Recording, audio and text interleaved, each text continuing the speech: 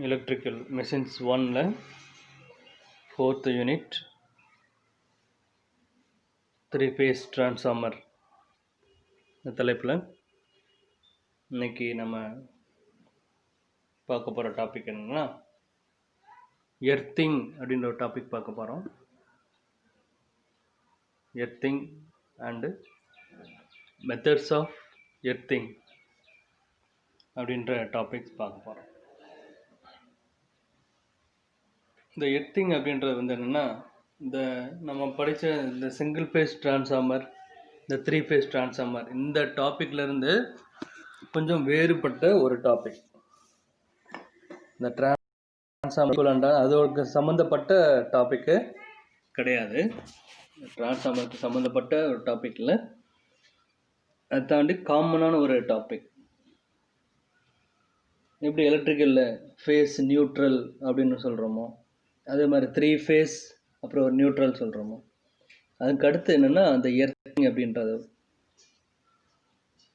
எங்கெல்லாம் ஒரு சிங்கிள் ஃபேஸில் ஃபேஸ் நியூட்ரல்னு சொல்லுவோம், 3 ஃபேஸுக்கு 3 ஃபேஸ் ஆர்ஒய்பி நியூட்ரல்னு சொல்லுவோம். இது எங்கெங்கெல்லாம் இருக்கோ அந்த இடத்துல இந்த எர்த்து அப்படின்ற ஒரு வேர்டு கண்டிப்பாக இருக்கும். எர்த்திங் அப்படின்றது எந்த ஒரு எலக்ட்ரிக்கல் எக்யூப்மெண்ட்ஸ் நம்ம வாங்கினாலுமே அதில் எர்த்திங் அப்படின்றது ரொம்ப ரொம்ப முக்கியமான ஒரு விஷயம். ஒரு சின்ன எக்ஸாம்பிள் என்ன அப்படின்னு பார்த்தோம்னா, நம்ம வீட்டிலலாம் ப்ளக் பாயிண்ட் இருக்கும் பார்த்துட்டிங்களா, இந்த லைட்டு ஃபேன்லாம் போடுறதுக்கு சுவிட்ச் வச்சுருப்போம். அதுக்கு மேலே ஒரு ஓட்டையாக ரவுண்டாக போட்டு ஒரு ப்ளக் பாயிண்ட்டுன்னு சொல்லுவாங்க. அதில் தான் என்ன பண்ணுவோம், ஏதாவது சார்ஜர் போடணுமா அப்படின்னா அந்த ப்ளக்கில் சொருகுவோம், பார்த்துருக்கீங்களா? அந்த ப்ளக்கில் மேல் பகுதியில் ஒரே ஒரு பெரிய வட்டம் இருக்கும். மொத்தம் 5 வட்டம் இருக்கும், குட்டி குட்டியாக 4 வட்டம் இருக்கும் ரவுண்டு. அதே மாதிரி மேலே டாப்பில் ஒரு பெரிய வட்டமாக இருக்கும் பார்த்தீங்களா, அதுதான் எர்த்து பாயிண்ட்டுன்னு சொல்லுவாங்க. ஸோ அப்போனா ஒரு சாதாரண வீட்டில் யூஸ் பண்ணக்கூடிய ஒரு லைட்டு ஃபேனு இந்த மாதிரி யூஸ் பண்ணக்கூடிய இடத்துலையே அந்த சுவிட்சு போர்ட்லேயே இருக்கக்கூடிய ப்ளக் பாயிண்டில் அந்த எர்த்துன்னு ஒரு பாயிண்ட் இருக்குது. இது லைட்டிங் லோடுக்கே. ஆனால் இதே ஒரு பவர் லோடுன்னு சொல்லக்கூடிய பெரிய பெரிய மோட்டார்ஸு, டிரான்ஸ்ஃபார்மர்ஸு, இங்கெங்கே பெரிய பெரிய எலக்ட்ரிக்கல் எக்யூப்மெண்ட்ஸ்லாம் வச்சுருக்காங்களோ, ஸோ அந்த மாதிரி இடத்துலலாம் இந்த எர்த்திங்கிறது அப்போ எவ்வளவு ஹெவியாக, எவ்வளோ ஒரு முக்கியமான ஒரு பாயிண்ட்டாக இருக்கும் அப்படின்றத நாம் தெரிஞ்சுக்கணும். அதை பற்றி தான் இன்றைக்கி நாம் பார்க்க போகிறோம், எர்த்திங் அப்படின்றது. இப்போது எர்த்திங் அப்படின்றது என்ன அப்படின்னா, எர்த்திங்ன்றது எந்த ஒரு எலக்ட்ரிக்கல் எக்யூப்மெண்ட்ஸ்லையும் கரண்ட்டு செல்லாத மெட்டல்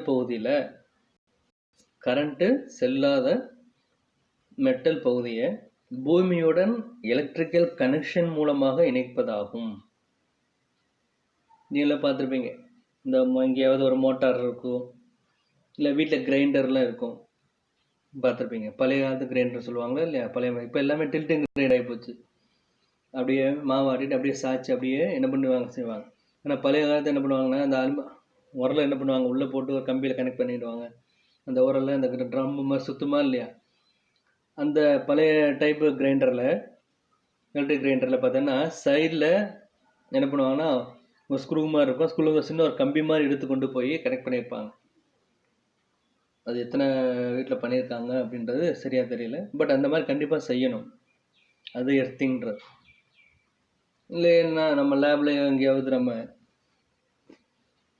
இல்லை ஏதாவது ஒரு டிரான்ஸ்ஃபார்மர் எங்கேயோ எரெக்ஷன் பண்ணியிருக்காங்க, இல்லை ஏதாவது ஒரு லேத்து பட்டுற இந்த மாதிரி, இல்லைன்னா ஒரு ஸ்மால் ஒர்க் ஷாப்பு, இந்த மாதிரி போனீங்கன்னா எந்த ஒரு மோட்டார் இருந்தாலும் அந்த மோட்டாரோட பாடி வெளிப்பகுதியில் அந்த போல்ட் நட் போட்டுப்பாங்க. அந்த மோட்டாரோட பேஸ் இருக்கா இல்லையா, அந்த போல்ட் நட்டோட சேர்த்து ஒரு சின்ன ஒரு காப்பர் கம்பி மாதிரி ஒன்று மேலேருந்து அப்படியே கீழே இறங்கி போகும், கிரவுண்ட் வரைக்கும் போகும். இதுதான் எர்த்திங் அப்படின்னு சொல்லக்கூடியது. இதுதான் எலக்ட்ரிக்கல் எக்யூப்மெண்ட்களின் கரண்ட்டு செல்லாத மெட்டல் பகுதியை பூமியுடன் எலக்ட்ரிக் கனெக்ஷன் மூலமாக இணைப்பதாகும். அந்த எக்ஸாம்பிள் தான் அந்த மோட்டாரோட பாடியை ஃப்ரேமை பூமியோட கனெக்ட் பண்ணுறது. இப்போ இந்த எர்த்திங்கிறது என்னென்னா ரெண்டு வகையாக இருக்கும் எர்த்திங். ஒன்று சிஸ்டம் எர்த்திங், இன்னொன்று எக்யூப்மெண்ட் எர்த்திங் சொல்லி 2 வகை இருக்குது. சிஸ்டம் எர்த்திங், ஒன்று எக்யூப்மெண்ட் எர்த்திங் அப்படின்னு. பவர் ஹவுஸ் மற்றும் சப்ஸ்டேஷன்களில் நியூட்ரல் வயரை எர்த்து செய்கிறது ரொம்ப ரொம்ப முக்கியமான ஒரு விஷயம். ஏன்னா இதோட ரெசிஸ்டன்ஸ் வந்து 0வாக இருந்தால் தான் அது நல்லது. இதுக்கு பேர் சிஸ்டம் எர்த்திங் அப்படின்னு சொல்லுவாங்க. இப்போ இந்த சிஸ்டம் எர்த்திங் செய்கிறதுனால இந்த லைட்டனிங் மற்றும் எர்த்து ஃபால்ட் வந்து எக்யூப்மெண்ட்டை பாதுகாக்கலாம். லைட்னிங்னா மின்னல் விழுமா இல்லையா, மின்னல் விழுறது, இந்த இடி இருக்கிறது, இடி வந்து தண்டர்னு சொல்லுவாங்க. லைட்னிங்கிறது இந்த மின்னல் சம்மந்தப்பட்ட மின்னல் அடிக்கும் போதும் இல்லை ஏதாவது எர்த்து ஃபால்ட் ஏற்படும் போதும் அந்த எக்யூப்மெண்ட்ஸை பாதுகாப்பாங்க. அப்போ எக்யூப்மெண்ட் எர்த்திங் அப்படின்ற என்ன?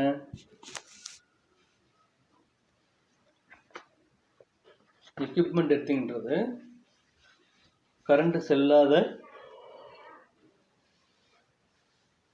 மெட்டல் பார்ட்டுகளை எர்த்திங் செய்வது தான் எக்யூப்மெண்ட் எர்த்திங்கிறது. உதாரணமாக டிரான்ஸ்ஃபார்மர் டேங்கு, மோட்டார் ஃப்ரேம். இதன் மூலமாக நம்ம என்ன பண்ணோம்னா பாதுகாப்பாக ஆப்ரேட் செய்யலாம். இதனால் மனிதர்கள் எக்யூப்மெண்ட்டோட பாடியை தொடும்போது ஷாக்லேருந்து பாதுகாக்கப்படுறாங்க இந்த மெத்தட் பண்ணும்போது. அப்போ எக்யூப்மெண்ட் எர்த்திங் அப்படின்றது கரண்ட் செல்லாத மெட்டல் பார்ட்டுகளை எர்த்திங் செய்வதாகும். எக்ஸாம்பிள் டிரான்ஸ்ஃபார்மர் டேங்கு, இன்னும் மோட்டார் ஃப்ரேம். இதன் மூலமாக பாதுகாப்பான ஒரு ஆப்ரேஷனை செய்யலாம்.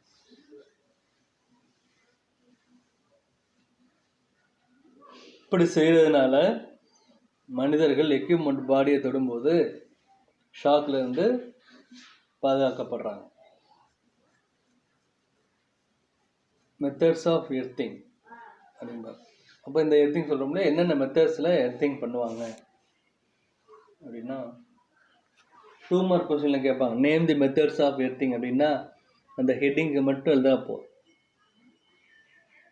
எக்ஸ்பிளைன் தி மெத்தட்ஸ் ஆஃப் எர்த்திங்னா அந்த மூணுடையும் டைட்டிலை போட்டு ஆன்சரை எழுதணும்.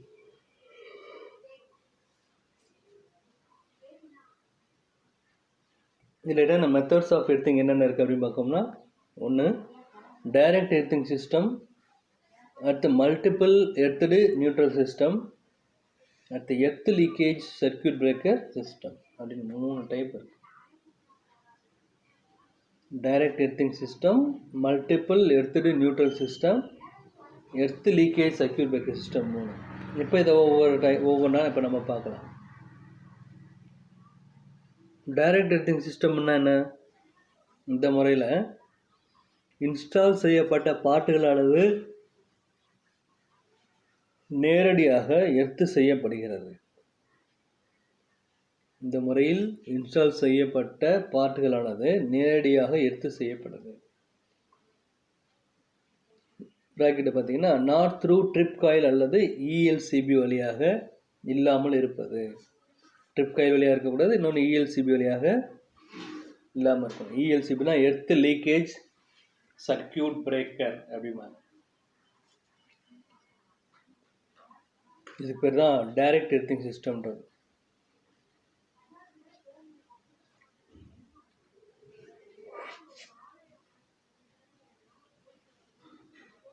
அடுத்து பார்த்தோம்னா மல்டிபிள் எர்த்தடு நியூட்ரல் சிஸ்டம் அப்படின்னு.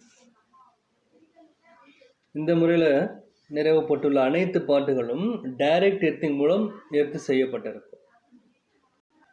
மேலும் இந்த பார்ட்டுகள் சப்ளையில் உள்ள நியூட்ரல் லைனுடனும் இணைக்கப்படுகிறது. இப்போ இது டைரக்டாக கனெக்ட் பண்ணியிருப்பாங்க, நியூட்ரலுடன் கனெக்ட் பண்ணியிருப்பாங்க. இப்போ மல்டிபிள் எர்த்தடு நியூட்ரல் சிஸ்டம் அப்படின்றது இந்த முறையில் நிறுவப்பட்டுள்ள அனைத்து பார்ட்டுகளும் டைரக்ட் எர்த்திங் மூலம் எர்த்து செய்யப்பட்டிருக்கும். மேலும் இந்த பார்ட்டுகள் சப்ளையில் உள்ள நியூட்ரல் லைனுடனும் இணைக்கப்படுகிறது. அடுத்து எர்த் லீக்கேஜ் சர்க்யூட் பிரேக்கர் அப்படின்றது. Earth leakage circuit breaker system அப்படின்றது என்ன அப்படின்னு பார்க்கும்போது, இந்த முறையில் சிஸ்டத்தோட எந்த பகுதியை பாதுகாக்க வேண்டுமோ அந்த பார்ட்டானது இஎல்சிபி காயில் வழியே எர்த்து எலக்ட்ரோடில் இணைக்கப்பட்டிருக்கும். இப்போ ஏதேனும் ஃபால்ட் ஏற்படும் போது சிஸ்டத்திற்கு பாதுகாப்பு பாதிப்பு ஏற்படாமல் ஃபால்ட் சர்க்கியூட்டானது டிஸ்கனெக்ட் செய்யப்படுகிறது. என்ன சொல்றாங்க, இந்த முறையில் சிஸ்டத்தின் எந்த பகுதியை பாதுகாக்க வேண்டுமோ அந்த பார்ட்டானது இஎல்சிபி காயில் வழியே எர்த் எலக்ட்ரோடில் இணைக்கப்பட்டிருக்கும். இஎல்சிபின்னா எர்த் லீக்கேஜ் சர்க்கியூட் பிரேக்கர். அது எர்த் லீக்கேஜ் அப்படின்னா என்ன அப்படின்னு பார்த்தோம்னா ஒன்றும் இல்லை. இப்போ உதாரணமாக ஒரு மோட்டாரே இருக்குது. அந்த மோட்டாரில் உள்ள வைண்டிங் பண்ணியிருப்பாங்க, நம்ம பார்த்துருப்போம்.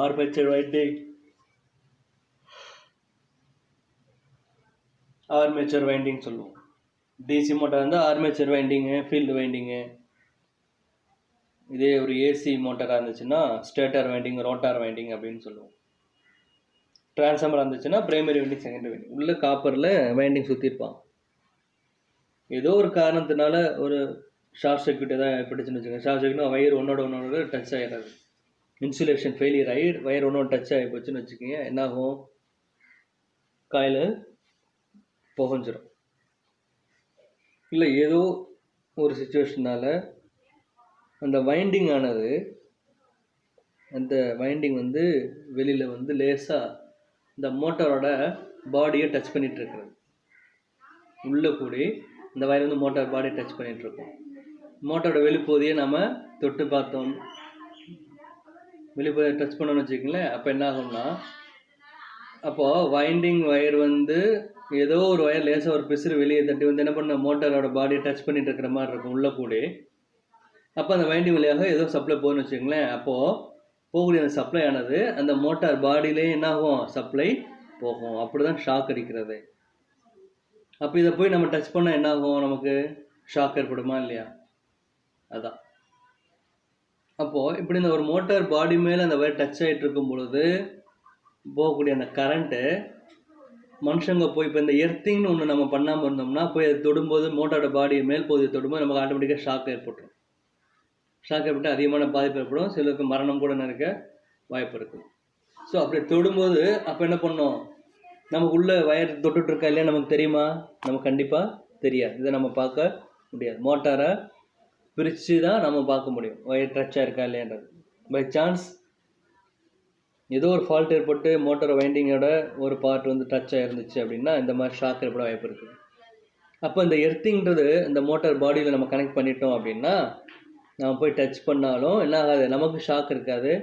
அந்த லீக்கேஜ் கரண்ட் எல்லாமே அந்த பிசுறு வயர் வந்து அந்த பாடியில் டச் ஆகிருக்கா இல்லையா, அந்த டச் ஆகிருக்கும்போது அது வழியாக போகக்கூடிய அந்த கரண்ட் எல்லாமே என்ன ஆகும், இந்த எர்த்திங் வயர் மூலமாக என்ன ஆகும், போயிடும். அது இந்த இஎல்சிபின்ற சர்க்யூட் பிரேக்கரில் கனெக்ட் பண்ணும் பொழுது ஆட்டோமேட்டிக்காக என்ன ஆகும், ட்ரிப் ஆகி சப்போஸ் அந்த மாதிரி ஒரு வயர்லேயே டச் ஆகி ஷார்ட் ஆகிருக்கு அப்படின்னு தெரிஞ்சுன்னா ஆட்டோமேட்டிக்காக என்ன ஆகும், அந்த சர்க்யூட் ட்ரிப் பண்ணி மோட்டாரை இமீடியட்டாக ஆஃப் பண்ணிடும். அதான் அந்த இஎல்சிபியோட வேலை. அதை தான் இங்கே சொல்கிறாங்க. இந்த முறையில் சிஸ்டத்தினை எந்த பகுதியை பாதுகாக்கணுமோ அந்த பார்ட்டானது இஎல்சிபி காயில் வழியே எர்த் எலக்ட்ரோடில் இணைக்கப்பட்டிருக்கும். ஏதேனும் ஃபால்ட் ஏற்படும் போது சிஸ்டத்திற்கு பாதிப்பு ஏற்படாமல் ஃபால்ட் சர்க்யூட்டானது டிஸ்கனெக்ட் செய்யப்படுகிறது. ஓகே, இதுதான் மெத்தட்ஸ் ஆஃப் எர்த்திங் அப்படின்னு சொல்லக்கூடியது. அப்போ மெத்தட்ஸ் ஆஃப் எர்த்திங்கில் என்னென்ன மெத்தட்ஸ் இருக்குது? 3 மெத்தட்ஸ். ஒன்று டைரக்ட் எர்த்திங் சிஸ்டம், ரெண்டாவது மல்டிபிள் எர்த்டு நியூட்ரல் சிஸ்டம், மூணாவது earth leakage circuit breaker system அப்படின்னு சொல்லி மொத்தம் 3 டைப் இருக்குது. தான் அப்போது டிஃபைன் எர்த்திங் அப்படின்னு சொல்லி ஒரு 2 மார்க் கொஸ்டினில் கேட்பாங்க. அப்படி கேட்டாங்கன்னா இந்த இதை நாம் எழுதணும். டிஃபைன் எர்த்திங் அப்படின்னு சொன்னாங்கன்னா என்னது, எர்த்திங் என்பது எக்யூப்மெண்ட்களின் கரண்ட் செல்லாத மெட்டல் பகுதியை பூமியுடன் எலக்ட்ரிக்கல் கனெக்ஷன் மூலமாக இணைப்பதாகும். உதாரணமாக மோட்டார் எக்யூப்மெண்ட்களின் ஃப்ரேமை பூமியுடன் இணைப்பதாகும். இதை மட்டும் நீங்கள் எழுதணும் அப்போ 2 மார்க்கில். So explain the methods of earthing அப்படின்னு சொல்லி கேட்டாங்கன்னா நம்ம என்ன பண்ணோம், இந்த 3 மெத்தட்ஸை எழுதணும். Direct earthing method, multiple earth neutral system, earth leakage circuit breaker system அப்படின்னு இந்த 3 மெத்தடில் நாம் எழுதணும். இதுதான் எர்த்திங் அப்படின்னு சொல்லக்கூடிய மெத்தட்ஸ் ஆஃப் எர்த்திங் அப்படின்றது. ஓகே, இப்போ அடுத்து நம்ம பார்க்க போகிற டாபிக்கு என்ன அப்படின்னு பார்த்தோம்னா மெஷர்மெண்ட் ஆஃப் எர்த் ரெசிஸ்டன்ஸ் அப்படின்றது. இப்போ இந்த எர்த்திங் சொல்லி ஒன்று பார்த்தோம். இந்த எர்த் ரெசிஸ்டன்ஸ் நம்ம எப்படி மெஷர் பண்ணுறது அப்படின்னு பார்க்கும்போது ஒரு முக்கியமான ஒரு 10 கொஸ்டின். ஸோ இப்போ மெஷர்மெண்ட் ஆஃப் எர்த் ரெசிஸ்டன்ஸ் அப்படின்றது என்ன அப்படின்னு பார்த்தோம்னா எர்த் ரெசிஸ்டன்ஸ் டெஸ்டர் மூலம் எர்த் ரெசிஸ்டன்ஸை நேரடியாக நம்ம அளக்கலாம். அப்போ எர்த் ரெசிஸ்டன்ஸ் டெஸ்டரில் என்ன இருக்கும் அப்படின்னு பார்த்தோம்னா ஒரு ஹேண்ட் ட்ரிவன் டிசி ஜெனரேட்டர். கையில் நம்ம கைப்பிடி மாதிரி இருக்கும். அந்த கைப்பிடியை சுற்றும் போது உள்ள ஒரு டிசி ஜெனரேட்டர் அமைப்பு இருக்கும். நம்ம அந்த கை வச்சு நம்ம சுற்றும் பொழுது உள்ள ஒரு வோல்டேஜ் அதாவது ஒரு கரண்ட்டு உருவாகும் உள்ள ஜென்ரேட்டர். அதுக்கடுத்து ஒரு ரெக்டிஃபயர் உள்ளே இருக்கும். ரெக்டிஃபயர் அப்படின்றது என்னது, ஏசியை டிசியை மாற்றக்கூடிய ஒரு எலக்ட்ரானிக் டிவைஸ் தான் ரெக்டிஃபயர்ன்றது. அதுக்கடுத்து மீட்டரிங் சிஸ்டம். மீட்டரிங்னா இந்த எர்த்திங்கோட அளவு எவ்வளவு இருக்குது, எர்த் ரெசிஸ்டன்ஸோட அளவு எவ்வளவு இருக்குது அப்படின்னு காட்டக்கூடிய ஒரு மீட்டர். இது எல்லாமே சேர்ந்து ஒரே ஒரு பாக்ஸில் இருக்கும். இந்த DC generator, rectifier, metering system எல்லாம் 3 சேர்ந்து ஒரே பாக்ஸில் தான் எர்த் ரெசிஸ்டன்ஸ் டெஸ்டர் அப்படின்னு சொல்லக்கூடிய. இப்போ இதை எப்படி நம்ம டெஸ்ட் பண்ணுறதுன்றதை இந்த டயக்ராம்லாம் காட்டியிருக்காங்க பாருங்கள். இதில் எப்படி ஒர்க் ஆகுது அப்படின்னு பார்க்கும்போது ஒர்க்கிங் பிரின்சிபல் பார்க்கும்போது ஒரு டிசி ஜெனரேட்டர்லேருந்து கிடைக்கக்கூடிய அந்த ஒரு டிசி வோல்டேஜை கன்வெர்ட்டர் மூலமாக ஏசியாக மாற்றி எர்த்துக்கு அனுப்புகிறோம். இதனால் எலக்ட்ரோலிட்டிக் ஆக்ஷன் தவிர்க்கப்படுகிறது. இப்போது டிசி ஜெனரேட்டர்லேருந்து கிடைக்கக்கூடிய ஒரு டிசி வோல்டேஜை கன்வெர்ட்டர் மூலமாக ஏசியாக மாற்றி எர்த்துக்கு அனுப்பப்படுது. இதனால் ஒரு எலக்ட்ரிக்கல் ஆக்ஷனு தவிர்க்கப்படுது. இப்போ இதில் பார்த்தீங்கன்னா இந்த படத்தில் பாருங்கள், ஒரு பெரிய முதல்ல ஒரு பாக்ஸ் மாதிரி இருக்குது. இந்த பாக்ஸ் தான் எர்த் டெஸ்டர் அப்படின்றது. இதில் மொத்தம் ஒரு 4 பின் இருக்கு பாருங்கள். வெர்டிக்கலாக P1 C1 அப்படின்ற ஒரு பின் இருக்குது. அதுக்கடுத்து ஹொரிசாண்டலாக P அப்படின்றது தனியாக, C தனியாக இருக்குது. இதில் C1லேருந்து எடுத்து A அப்படின்ற ஒரு எலக்ட்ராடுக்கு போகுது, அது எர்த் எலக்ட்ராடு. P அப்படின்ற பாயிண்ட்லேருந்து ஒரு எலக்ட்ராடு போகுது, C அப்படின்ற இடத்துக்கு போகுது, அது வந்து பொட்டன்ஷியல் எலக்ட்ராடு. அதுக்கடுத்து சியிலேருந்து எடுத்து பி அப்படின்ற ஒரு எலக்ட்ரானுக்கு போகுது, அது கரண்ட் எலக்ட்ரான். மொத்தம் 3 எலக்ட்ராடை இடைவெளி விட்டு என்ன பண்ணணும், கனெக்ட் பண்ணிவிட்டு இந்த எர்த் டெஸ்டரில் கனெக்ட் பண்ணிடணும். எர்த் டெஸ்டரில் இருக்கக்கூடிய C1 P Cன்ற டெர்மினலில் கனெக்ட் பண்ணிடுறாங்க. ஸோ இந்த எர்த் டெஸ்ட் பண்ணணும் அப்படின்னா நமக்கு 3 எலக்ட்ராடு வேணும். இன்னும் எர்த் எலக்ட்ராடு, இன்னொன்று பொட்டன்ஷியல் எலக்ட்ராடு, இன்னொன்று கரண்ட் எலக்ட்ராடுன்னு சொல்லி 3 எலக்ட்ராடு நமக்கு வேணும். இப்போது இந்த எர்த்து கரண்ட்டால் இந்த கரண்ட் காயிலானது எனர்ஜைஸ் ஆகுது. இந்த எர்த்து கரண்ட்டால் இந்த ப்ரெஷர் காயிலில் ஒரு வோல்டேஜ் ட்ராப் ஏற்படுது. இந்த 2 காயிலும் சேர்ந்து ஓம் மீட்டராக செயல்படுது. ஓகே, ஒரு மீட்டரில் ஒரு கரண்ட் காயில் இருக்குது, ஒரு ப்ரெஷர் காயில் இருக்குது. இந்த 2 காயிலும் சேர்ந்து ஒர்க் ஆகும் பொழுது இது வந்து என்னது, ஒரு ஓம் மீட்டராக செயல்படுது. எர்த் ரெசிஸ்டன்ஸை மெஷர் பண்ணுறோம், அதோட யூனிட் வந்து ஓம். எப்படி வோல்டேஜை மெஷர் பண்ணும்போது வோல்ட் அப்படின்னு சொல்கிறோமோ, அம்மீட்டர் மெஷர் கரண்ட் மெஷர் பண்ணும்போது ஆம்ப்ஸ்ன்னு சொல்கிறோமோ, அதே மாதிரி இந்த ரெசிஸ்டன்ஸ் மெஷர் பண்ணுறதுக்கும் போது இதுக்கு பேர் வந்து ஓம் மீட்டர் அப்படின்னு சொல்கிறோம்.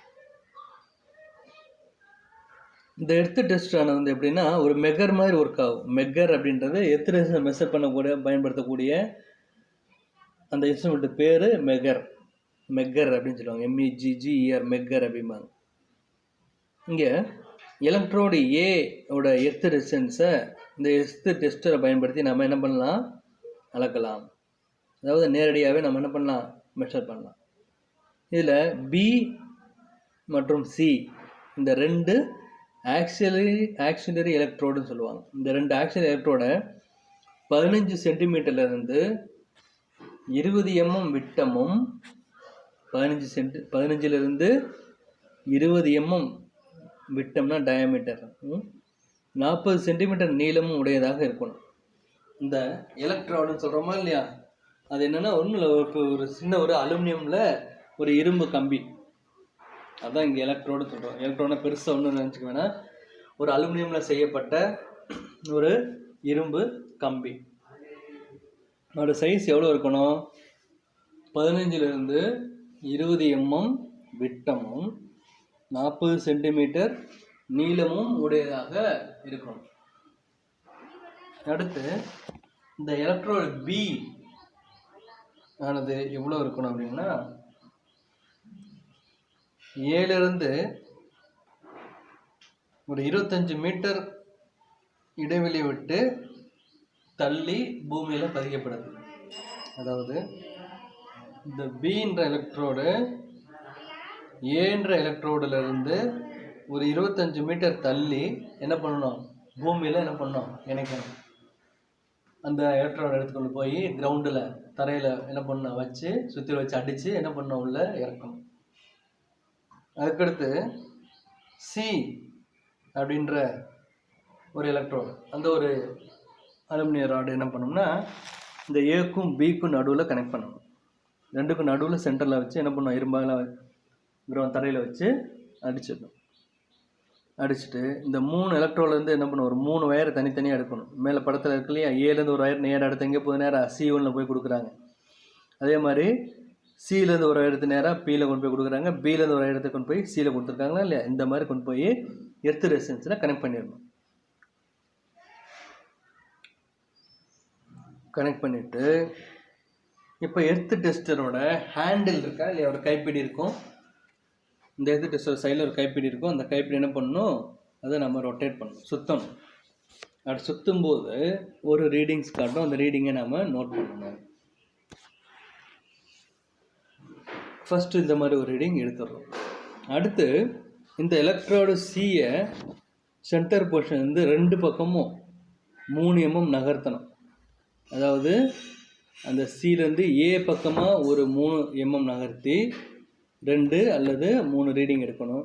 திருப்பி பி பக்கமாக ஒரு 3 மீட்டர் நகர்த்தணும். சி எந்த பொசிஷனில் இருந்துச்சோ அந்த இடத்துல அந்த கம்பியை உருவிட்டு ஏ பக்கமாக போய் ஒரு 3 மீட்டர் தள்ளி திருப்பி கிரவுண்டில் வச்சு ஃபிக்ஸ் பண்ணி அந்த கைப்பிடியை சுற்றி ரீடிங் எடுக்கணும். திருப்பி அந்த சீன்ற ராடை என்ன பண்ணணும், வெளியில் எடுத்து திருப்பி ஏற்கனவே சி எங்கே இருந்துச்சோ அதை விட்டு தள்ளி பி பக்கமாக நகர்ந்து ஒரு 3 மீட்டர் தள்ளி திருப்பி கிரவுண்டில் ஃபிக்ஸ் பண்ணி திருப்பி என்ன பண்ணோம், அந்த ஹேண்டில் சுற்றி நம்ம என்ன பண்ணோம், 2-3 ரீடிங் எடுக்கணும். இப்படி எடுக்கும் பொழுது எடுத்து நம்ம என்ன பண்ணோம், இந்த எர்த் டெஸ்டரில் இந்த 3 பொசிஷன்லையும் ஒரு கான்ஸ்டன்ட் ரீடிங் காட்டணும். இப்படி நம்ம ரீடிங்ஸ் எடுக்கும் பொழுது அது காட்டக்கூடிய ரீடிங்ஸ் எல்லாமே ஒரே ரீடிங்காக இருக்கணும். 2 ஓம் அப்படின்னா 2 ஓம் அப்படின்ற கன்ஸ்டண்ட்டாக காட்டணும். ஒவ்வொரு வாட்டி ரீடிங் மாற்றும் போது 2 ஓம் காட்டும், அதுக்கடுத்து 1 ஓம் காட்டும், அதுக்கடுத்து 3 ஓம் காட்டும்னா அந்த மாதிரி இருக்கக்கூடாது.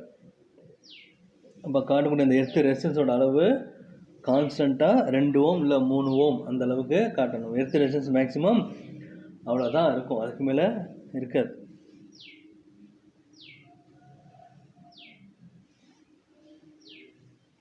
அப்படி இல்லை அப்படின்னா இந்த பீன்ற எலக்ட்ரோட ஏலேருந்து அப்ராக்சிமேட்டாக ஒரு 6 மீட்டர் நகர்த்தி இதே செய்முறையை நம்ம என்ன பண்ணோம், கான்ஸ்டண்ட்டான ரீடிங் வர வரைக்கும் செய்யணும். ஒன்று முதல்ல சியை மட்டும் நகர்த்தணும், ஏபியை ஃபிக்ஸரை வச்சுக்கிட்டு சியை மட்டும் நகர்த்தி ரீடிங்ஸ் பார்க்கணும். அப்போ ரீடிங்ஸ் கான்ஸ்டண்ட்டாக வந்துச்சுன்னா நம்ம விட்டுற வேண்டியது. அப்படி அப்படின்ற சுச்சுவேஷனில் என்ன பண்ணோம், சியை நார்மலாக கான்ஸ்டண்ட்டை ஃபிக்ஸ் பண்ணிவிட்டு இந்த பீன்ற எலக்ட்ரோட எடுத்து ஏலேருந்து அப்ராக்சிமேட்டாக ஒரு 6 mm நகர்த்தி அதே மெத்தடில் என்ன பண்ணணும், கான்ஸ்டன்ட் ரீடிங் வர்ற வரைக்கும் நாம் இந்த எக்ஸ்பெரிமெண்ட்டை பண்ணணும். அந்த கான்ஸ்டன்ட் ரீடிங் ஆனது ஏ எலக்ட்ரோடோட எர்த் ரெசிஸ்டன்ஸ் ஆகும். சரியா? அப்போது எப்போ அந்த ஒரு கான்ஸ்டண்ட்டான ரீடிங் வருதோ அந்த ரீடிங் தான் ஏ அப்படின்ற எலக்ட்ரோட எர்த்து ரெசிஸ்டன்ஸ் ஆகும் அப்படின்றது. ஓகே, இதுதான் மெஷர்மெண்ட் ஆஃப் எர்த் ரெசிஸ்டன்ஸ் அப்படின்றது.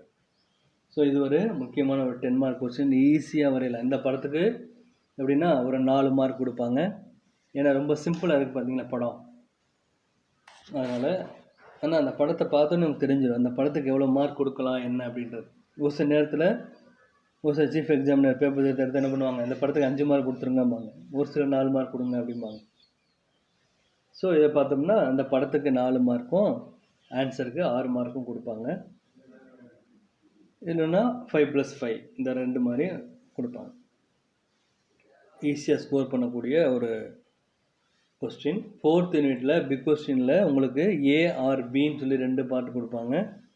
ஏலேருந்து ஒரு கொஸ்டின் எழுதணும், இல்லாட்டி பிலேருந்து ஒரு கொஸ்டின் எழுத வேண்டியிருக்கும். அந்த பி பார்ட்டில் உங்களுக்கு இந்த கொஸ்டின் வர்றதுக்கு நிறையா சான்ஸ் இருக்குது. 4th யூனிட்டில் மெஷர்மெண்ட் ஆஃப் எர்த் ரெசிஸ்டன்ஸ் அப்படின்ற கொஸ்டின் வர்றதுக்கு உங்களுக்கு நல்ல வாய்ப்பு இருக்குது. ரொம்ப ஈஸியாக எழுதலாம், கஷ்டம் இல்லாமல் ஈஸியாக நம்ம என்ன பண்ணலாம், இந்த கொஸ்டினை நம்ம எழுதி